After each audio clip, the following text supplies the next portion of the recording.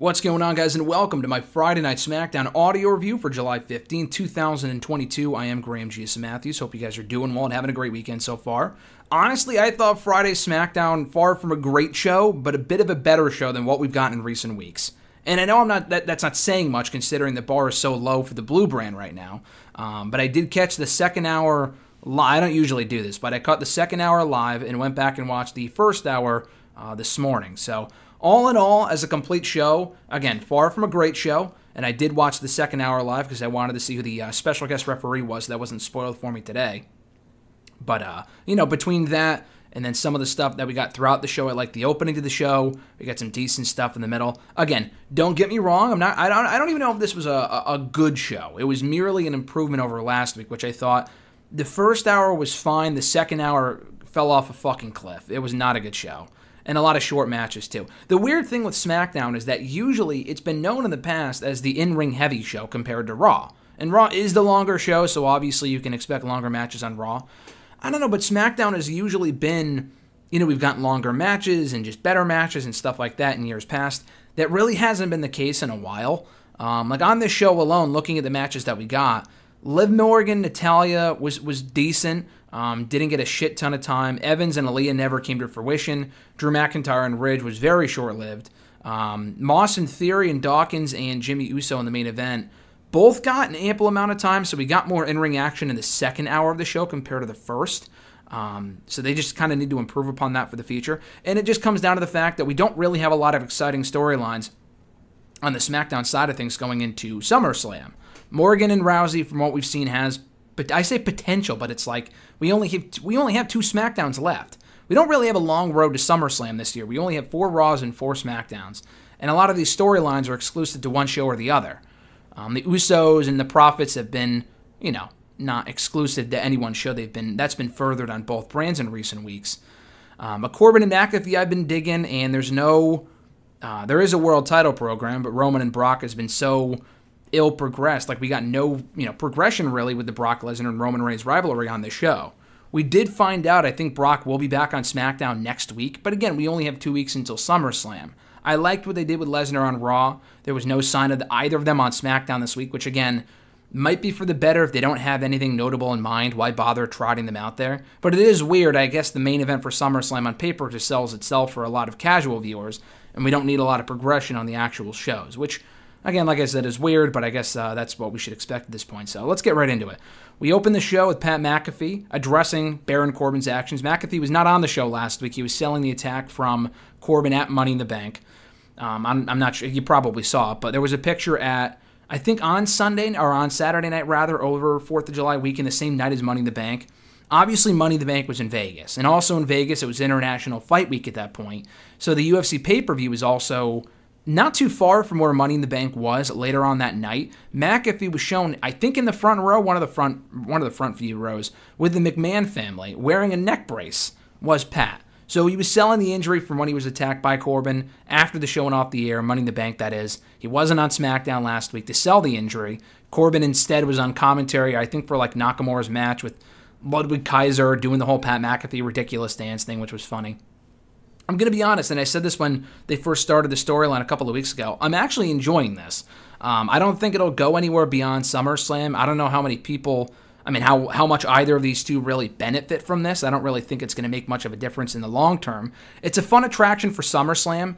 I don't think McAfee is going to be in the ring as a regular competitor, nor should he be, I don't think. Corbin will probably go back to just doing Corbin things, and I like Corbin, but they don't really have a lot of exciting things usually in mind for him more often than not. And I'm not even really sure, looking at this roster, who else he can feud with. But I thought the exchange here was enjoyable. People fucking love Pat McAfee. Corbin interrupted from the Titantron, going off on McAfee and whatever, building up their match for SummerSlam. Pretty simple stuff, but I thought it worked, and I thought it was a good way to open the show.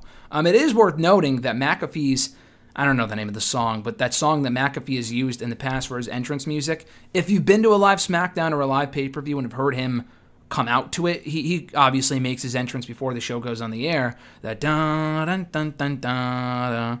Not sure what the name of it is, but he's used that a lot in the past as his entrance music at live shows and even at WrestleMania. He did not come out to that here. He came out to the SmackDown theme. So that tells me they probably only used that music for when They probably only pay for the rights for that music, which is, I'm sure, more than a couple of pennies for when he wrestles matches. So I hope we hear it at SummerSlam, and it wasn't just that one WrestleMania entrance. That would be cool if we got to hear it again at SummerSlam, and it wasn't just a one-off thing, but I guess we'll find out in a couple of weeks. So after that, we had Liv Morgan and Natalya in a Championship Contenders match. Now, it was very laughable that we even had this match in the first place. Now, I know they did this to kill time before the pay-per-view, but from a storyline standpoint, and the idea was that if Natalya won, she would earn a later championship match at any time of her choosing or whatever. She would earn herself a title shot. Liv Morgan and Natalya, or Liv Morgan and Ronda Rousey, rather, their match has already been announced for SummerSlam. So unless Natalya was getting inserted, which she absolutely should not be, it was stupid to kind of have this match before she has that title match. Now, I know AEW does this a lot. WWE has done it quite a bit. Actually, AEW did this sort of stuff first. They actually did one on Wednesday with Takeshita and Moxley. The Eliminator match is what they call it. I'm still not a fan of these type of matches. I would rather see a number one contenders match. You can't do a number one contenders match with Rousey and Natalya. I mean, I guess they did last week, technically. But we already have the match set in stone for SummerSlam. And I guess that kind of adds stakes to this match, because without that stipulation, what would it really mean for Natalya to beat Liv Morgan? And yeah, the outcome was kind of predictable here, but at the same time, with WWE's booking and their tactics as far as how they book babyface underdog champions, it wasn't all that set in stone that Morgan was winning here. They could have very easily had her lose and give Natalya a title shot either before SummerSlam, after SummerSlam, kill more time before the pay-per-view, doing a title match before then. A lot like they're doing right now with Carmella and Bianca on Raw, which I'm not a fan of. Thankfully, that was not the case. Liv Morgan won. A nice match, some awkward spots. I just don't know if these two work well together. I remember them having a decent match in the WrestleMania pre-show. Morgan has improved a lot since then. I say WrestleMania 36, that is, from 2 years ago in the COVID era. It was a match that no one would probably remember because it was on the pre-show. But, they had a decent match that time, and this was fine as well for the most part. But Natalya made headlines over the weekend when she no-sold Liv Morgan's finisher, sat right up, and kind of like angrily screamed at her and rolled out of the ring, kind of pulled an Austin Aries, so to speak, from Bound for Glory 2018. And that was a little weird. She probably got injured, and Meltzer said it wasn't Morgan's fault, and Natalya was bothered about something else, or it wasn't that spot. It might have been earlier in the match. Whatever the fuck it was. It was very strange. It was caught on camera. Natalya kind of capitalized off of it by tweeting certain things earlier on Friday. I still don't give a fuck about Natalya. This was a fine match. I have no desire to see her featured in that title picture any longer beyond this.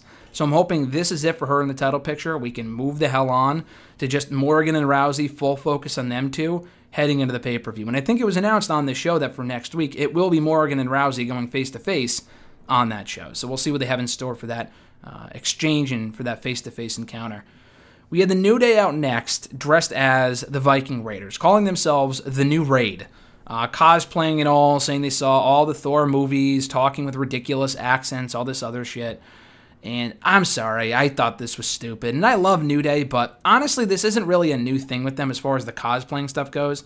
They've done this before, most notably with the Good Brothers, many, many years ago. They did it with the Wyatt family even before that, I think, and that might have been fine. I don't remember how I felt about that at that point. I got to go back and watch it, but they did this with the Good Brothers later on in 2016 in one of the worst segments on Raw, not only just all year, but in many years. That was just fucking terrible television.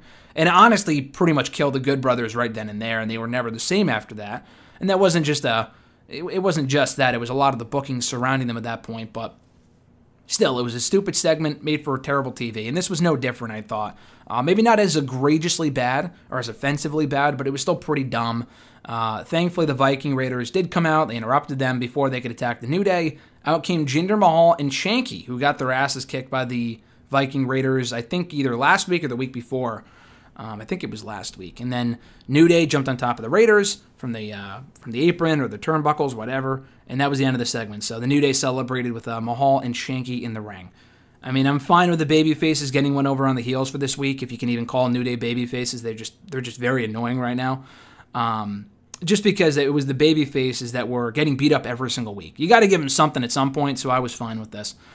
From there, we were supposed to get Lacey Evans against Aaliyah one-on-one after Aaliyah got attacked by Evans last week, who cemented her heel turn. The match, once again, did not come to fruition. Instead, Evans came out talking about how she deserves more cheers for her entrance, and She's not saying that she's better than anyone in the audience, but that the crowd, no one in the audience is better than her. And she just kind of went off on that. And I will say this, I'm still not a fan of them turning her so quickly and prematurely, at least in my opinion. A lot of people just do not like Lacey Evans. They think she's a natural heel, which she is. But I did think that what she was doing with the vignettes, although they did it for too long, had potential for her to be a nice babyface. She really hasn't been a babyface all that often in WWE, and maybe rightfully so because she's not a great babyface, but I thought she was a fine face back in the day. When I say back in the day, I'm talking late 2019, early 2020, before they turned her again that summer. I feel like just going back to what she was doing before as a heel is just too quick. I feel like they should have given that more time to breathe. I mean, what, one crowd turned on her on SmackDown last week? All right, what did he fucking do? I mean, it wasn't even like a full-blown booed out of the arena type thing. Like, some people in the crowd weren't happy to see her and they were booing her, but it wasn't an overwhelming majority, I would say. So I would have given it more time beyond that. But still, I think she's doing good character work. The promo was good, and at least this character, unlike the sassy Southern Belle stuff, which I enjoyed for a time, has some depth to it. This has some depth to it. So we'll see where it goes. I still assume all roads lead to Evans and Liv Morgan for the SmackDown Women's Championship at some point, but hopefully that's not for much later down the road. I could see Evans honestly being the person to take that title off of Morgan. I would much prefer, I mean, again, people do not like Lacey Evans, but I'd much prefer it to be Evans beating her for the belt, who has never been champion before, than Rousey again, or Charlotte again. Bayley, maybe, but even she, when she was last champion 2 years ago, was champion for over a year, or close to a year, or whatever it was. I would not do that again anytime soon. So Bayley beating Liv would be fine. I think you can put Liv back in chase mode, but as they wrote on Bleacher Report the other day, I would not have that happen anytime soon. I would keep Liv strong as champion at least for the next several months, and then maybe consider doing that later in 2022 or in early 2023. I guess time will tell. They were once again kind of sort of advertising McIntyre might face Sheamus. Unlike last week, they did not spend all of Friday advertising this on Twitter and throughout the show. Oh, the winner of McIntyre and Sheamus on the show gets a shot of the championship at Clash of the Castle. And I'm thinking, all right, if they didn't do it last week, they probably won't do it here. And they didn't. They once again did the bait and switch, this time with Ridge Holland filling in for Sheamus and not Butch. This wasn't really that much longer of a match than what we got last week with McIntyre and Butch. Again, which is a shame. I think Butch, Pete Dunne, whatever the fuck, and McIntyre could have a killer match. And that was a 90-second squash. This was a little longer. I do think these two could have a real fun, hard-hitting affair. And again, it was 3 fucking minutes. McIntyre is quickly making, and it's not his fault, but they're making McIntyre make the Brawling Brutes look like a bunch of scrubs. And Sheamus isn't booked like a scrub, but Holland and Butch are, and they're more than that, specifically Pete Dunne. But this was what it was. Maybe we get the match next week. Maybe they just save it for SummerSlam now that McIntyre won't be the special guest ref for the tag title matches I thought he might be. Given his history with the Usos and issues with the bloodline, those issues are there, the established issues, the bad blood. So, yeah, maybe we get that at SummerSlam, and then, because they got to drag this out. I mean, doing the bait and switch isn't ideal, but they should have never announced that match in the first place for last week. Clash of the Castle is not for another 2 months, and whoever wins this feud, and obviously will be Sheamus, or rather McIntyre, getting that title shot of the pay-per-view at Clash of the Castle, he's not going to be interacting with Roman, I wouldn't think, before SummerSlam. At least not until after Roman and Brock is done. So they may as well just do it at SummerSlam at this point and just advertise it for that show as opposed to doing the false advertising week in and week out, because it insults the intelligence of the viewer expecting a match and then we don't get it, and then it's like, why did I waste my time looking forward to it or making me think that we were getting it when we didn't? Madcap Moss and Theory, a match they actually did advertise last week for this week, and they actually delivered on it.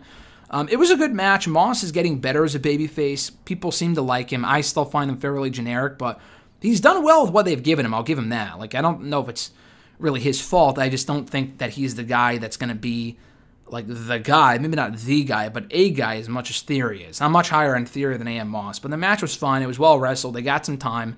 The finish was lame. I'm glad Theory didn't lose by pinfall or submission. They did the DQ finish, but I don't know. The Madcap Moss name still sucks. They got to change that shit. That's just terrible. But the match was fun. Maybe we get a rematch next week. Who knows? But Theory's got a lot of enemies right now. He faced Moss on this show. He's teasing issues with Brock and Roman, cashing in on them at SummerSlam. He had the backstage segment on the show with Paul Heyman, which I thought was very well done. He's facing Bobby Lashley at SummerSlam for the United States Championship, and Dolph Ziggler just attacked him on Raw this week. So Theory's probably the most hated man in all of the company right now from a storyline standpoint. And I think that's pretty cool when heels and even babyfaces have multiple rivals at the same time. It's pretty cool. It's like Batman type shit when they have like fucking 70 supervillains at them at the same time, coming for them simultaneously. We get to the main event, Angelo Dawkins and Jimmy Uso, the match I think we were supposed to get on Monday's Raw before it was turned into a 6-man tag team match instead. The match was kind of an afterthought. It was solid. It was a decent main event, but really what people were looking forward to was the reveal of who the referee was going to be. And so the match was fine. Dawkins won with the, this time, fake shoulder up. And maybe at SummerSlam it was intended. I don't think it was. I think they legitimately fucked up and they just capitalized on it, which was smart. Now the feud's kind of about blown ref calls, and I guess it kind of makes sense to go in that direction given that we're going to have a special guest referee. And so Dawkins won here. And then after the match was over, they threw it to the Titantron, did Adam Pearce, and announced that the referee at SummerSlam will not be Drew McIntyre. It will not be Sami Zayn, who sat on commentary, making me think, okay, it's probably not going to be him if he's talking about wanting to be the special guest ref. And that wouldn't make a lot of sense anyway, considering, I mean, Pearce did add Theory to the Money in the Bank ladder match as a last-minute entrant, and they never explained why. They didn't even bother to say that, oh, it was Vince's idea because he's Vince's boy or whatever in storyline, and they didn't even say that, so maybe I shouldn't have been surprised if it was Sami as far as the logic there. And it wasn't Solo Sikoa either. I love Solo Sikoa. I want him in the main roster yesterday, literally. But at the same time, it makes sense for him not to be the ref because, first of all, he's like a kid. Second of all, how would that make sense? I mean, the finish at Money in the Bank favored the Usos. So why would they put someone that's on the Usos or on the Bloodline side as the referee? That wouldn't make a whole lot of sense. So instead, it's going to be Tennessee's own Jeff Jarrett, which I can't say I saw coming. I don't hate the choice. Honestly, I'm on board with it. It is funny, though, because it was literally a month ago that at NWA Always Ready, he was the special guest ref for Nick Aldis and... Oh, no, I'm sorry. He wasn't the ref at that show. He was the ref for... He wasn't on that show. He was the ref at the NWA show earlier this year. Oh, what show was that? I don't remember. I think it was in March, though. I think it was the Crockett Cup. They did the rematch with Aldis and Murdoch for the NWA title. Or it wasn't Murdoch and Aldis. It was Aldis and Cardona for the NWA championship. And they brought in Jeff as the referee. And I think it ended up going to a DQ because Jeff thought it was Mickie James that gave him the low blow. Instead, it was Chelsea Green. And there was a lot of shenanigans there, so it was a pay-per-view main event that ended in a fucking DQ, the special guest ref, which is the whole reason why we have special guest ref is to, prevent that sort of thing. So that was really stupid. So he doesn't have a lot of luck lately as the special guest ref, which is pretty funny. But nonetheless, Jeff Jarrett is back in WWE. That was reported a little while ago, I think in June. He was on the Broken Skull Sessions, and he got his job back as a producer. So he will be at SummerSlam, and he's going to be a special guest ref, which is pretty funny. So... it's not going to be the main event of the pay-per-view for what it is. It's fine. It gets him on the show. It makes sense with them being in Tennessee. Far from the biggest name. I'm not really sure what other ideas they had beyond maybe Rikishi, but again, that would have favored the Usos. I'm fine with Jeff being in that spot.